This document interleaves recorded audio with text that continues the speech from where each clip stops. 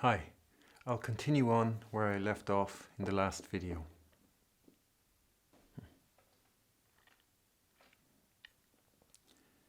Also, kommt dieser Triller zwar überhaupt bei langen Noten, besonders aber am meisten vor Fermaten und Schlüssen vor. Außerdem aber trifft man ihn bei der Wiederholung der vorigen Note, Figur 36a, im Gange B und nach einem Sprunge C vor einer hinauf- und heruntergehenden Folge an.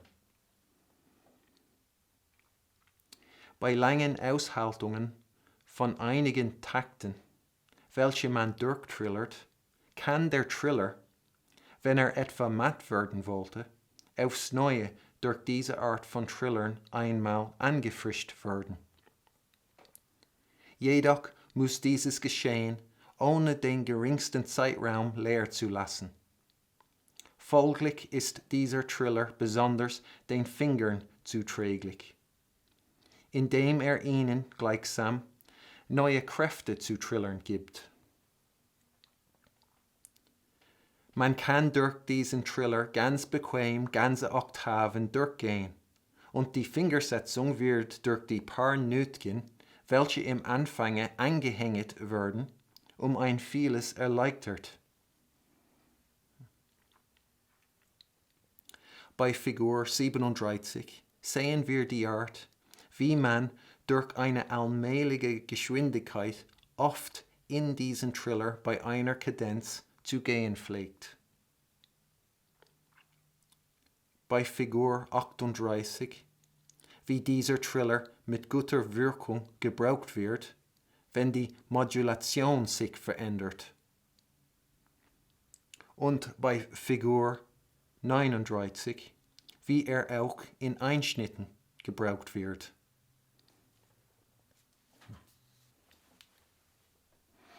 So Bach begins this paragraph by saying this trill, while it occurs with long notes,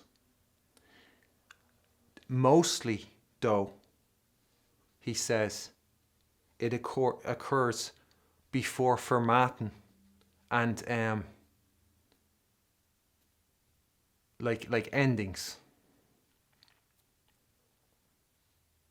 So he begins that, he wants to make that clear, that this triller generally will come over long notes, but mostly, for the most part, it'll occur before fermatas and endings.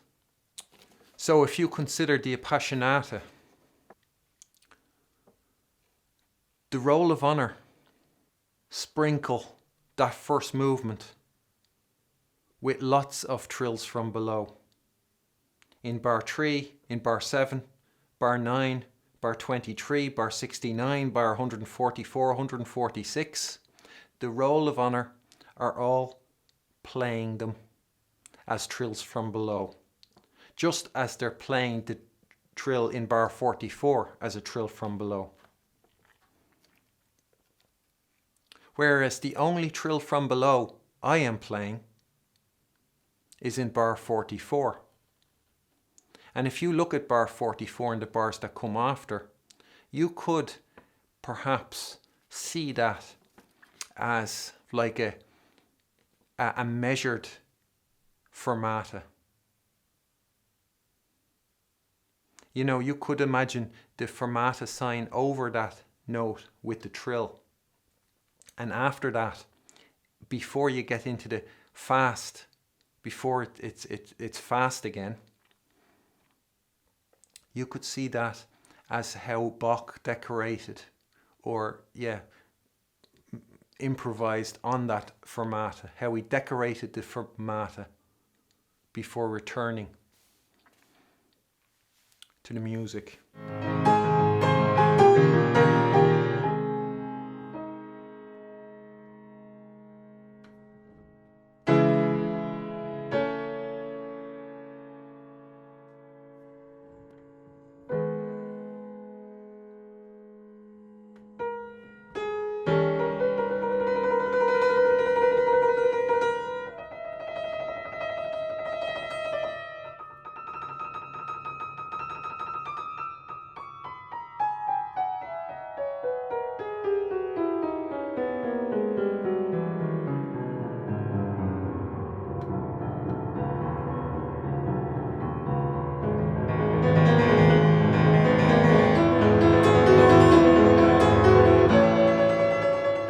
So that means that the trill where I have a trill from below in my interpretation is before what one could consider like a measured fermata.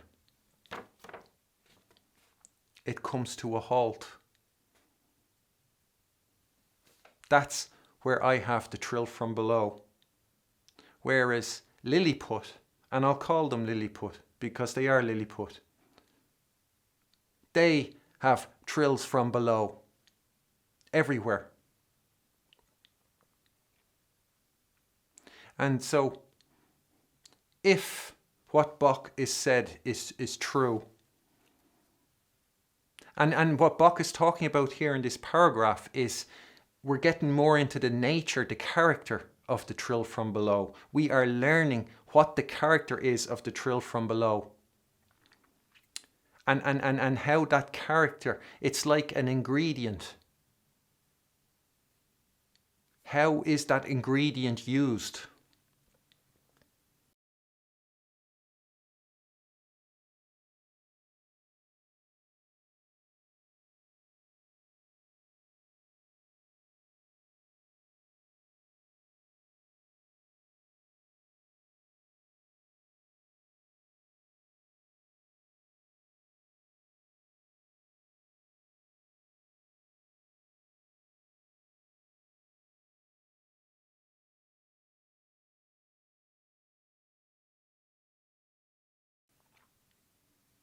Well, if Beethoven intended it the way I play it, that ingredient was used there where Bach says it's mostly used.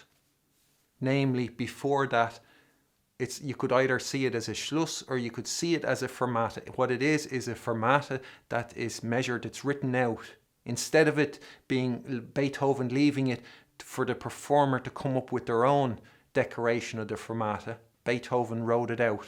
But that trill from below came there exactly where Bach says it comes, mostly.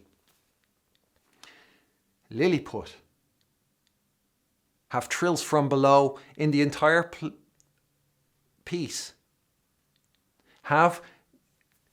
None of them have thought, hold on.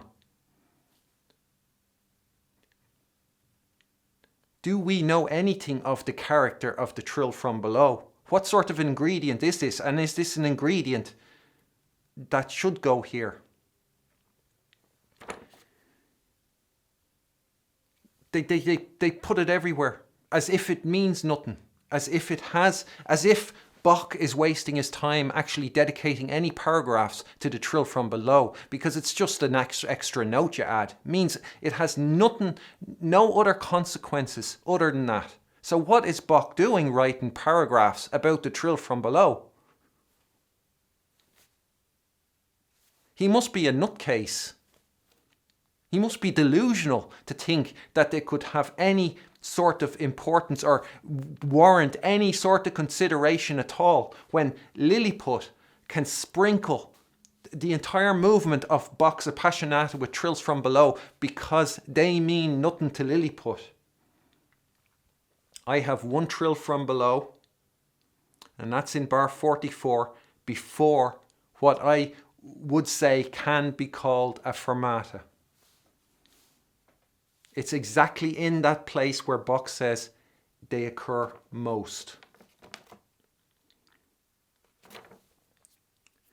And what do Lilliput have, the roll of honour have in their interpretation? They have a trill from below and an ordinary trill.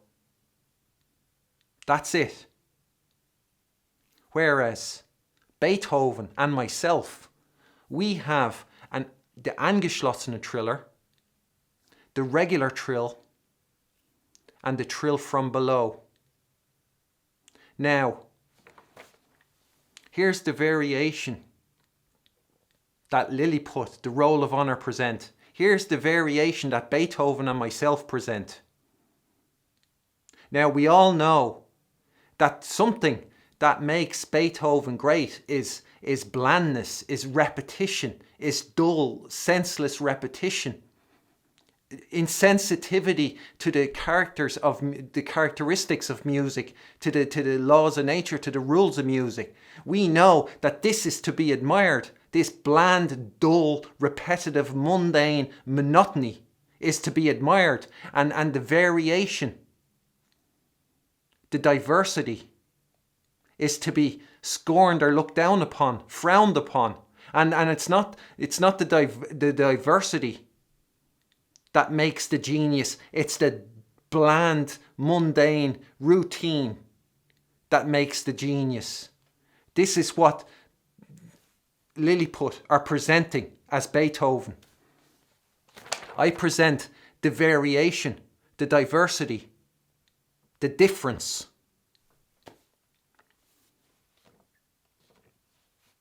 So Bach wants to start that paragraph making that clear. He's saying, remember this. I'm going over the other cases where they appear. The trill from belows appear. But remember this, that they come mostly before fermatas and endings.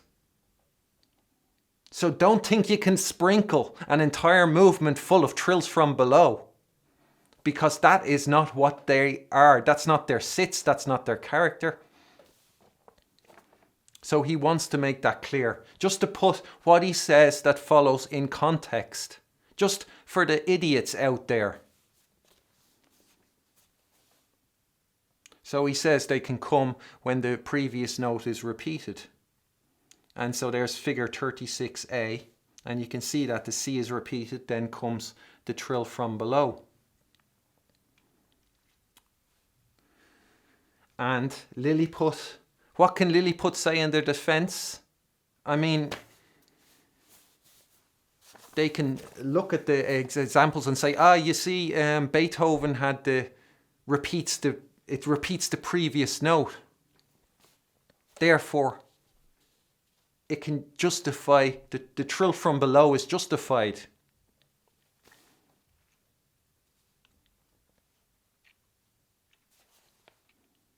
Is the previous note a little short? Is it in the same character as what you see in figure 36A?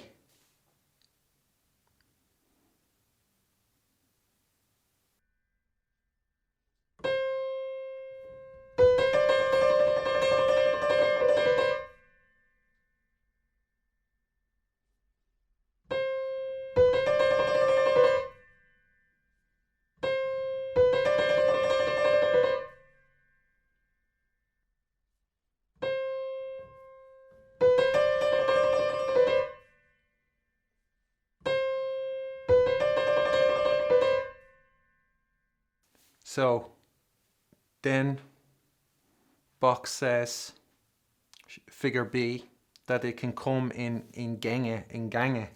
So like in what I translated as stepwise movement. And there you can see the trill on the D in the first one, in an ascending stepwise movement.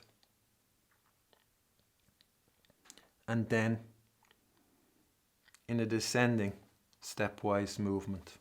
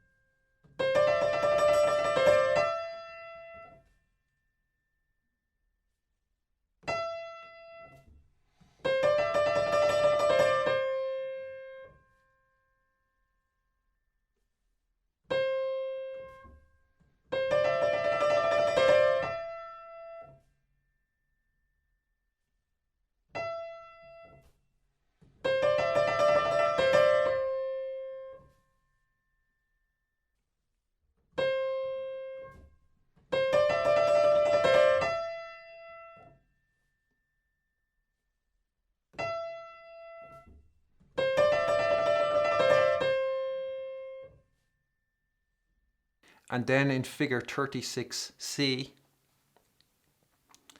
he says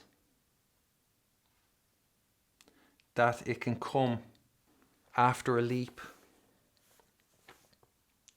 before an ascending and descending continuation. So here, it won't make sense now, but I want to say Bach says 4. 4 einer hinauf und herunter gehende Folge an. So how should I read 4? Should I understand it as before a descending continuation, before a descending, ascending and descending continuation? And if you look at C, the two examples, the first one, you can see that after the trill from below on the G, so there's a leap to the G, there can be a place for a trill from below. And then afterwards, it rises up to the A.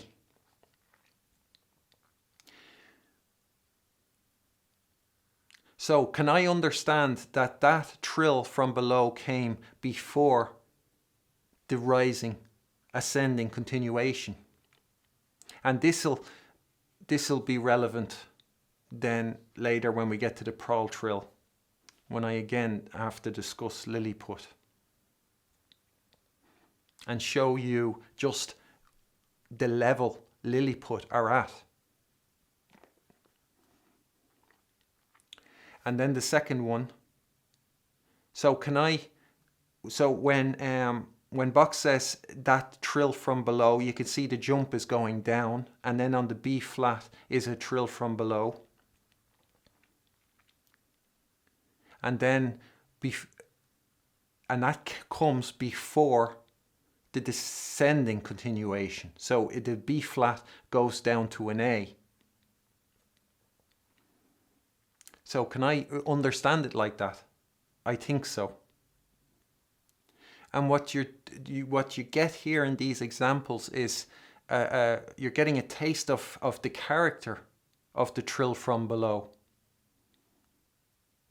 That it's not weak. It's not a weak trill.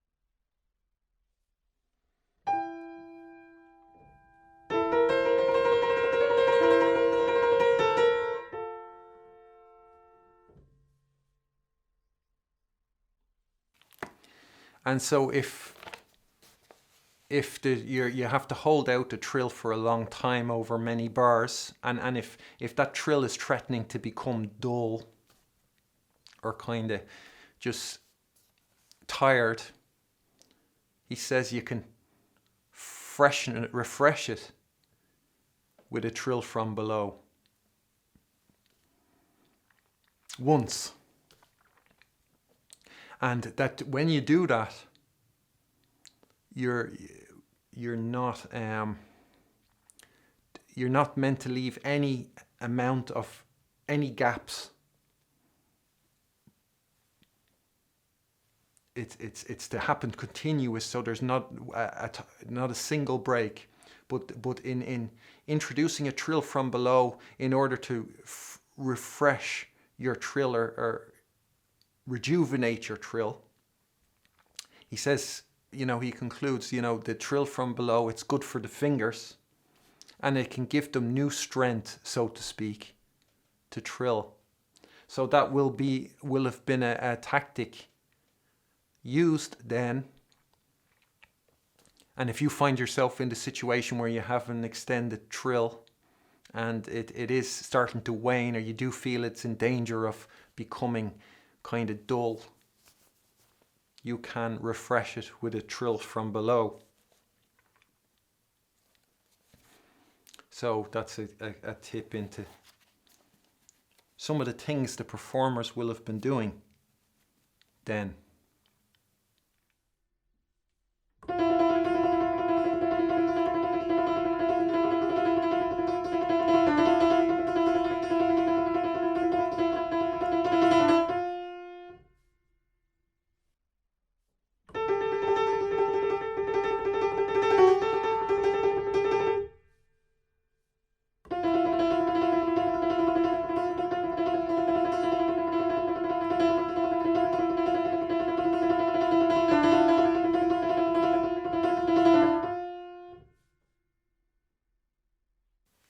So when Bach says you can trill through an entire octaves using this, and it's a comfortable way to do it, and that the small notes at the start of the trill, they make the fingering much easier to do. So that's like the way I see it. It's a bit of fun what Bach is saying, and then you could maybe get an idea how Bach might be playing around on the keyboard, exploring the keyboard, you know. So that's something you could try for a bit of fun. And yeah, so he says that, and if when you try it yourself, you could see that maybe it's true.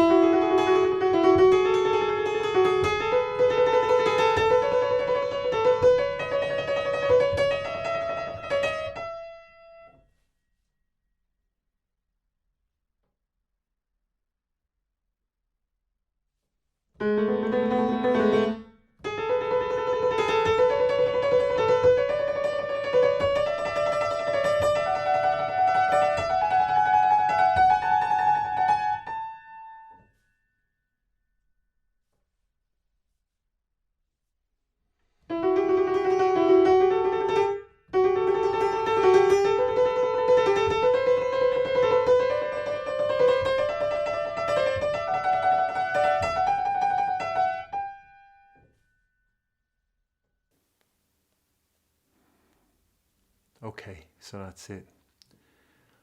I'll pick up where I left off in the next video. Thanks. Bye.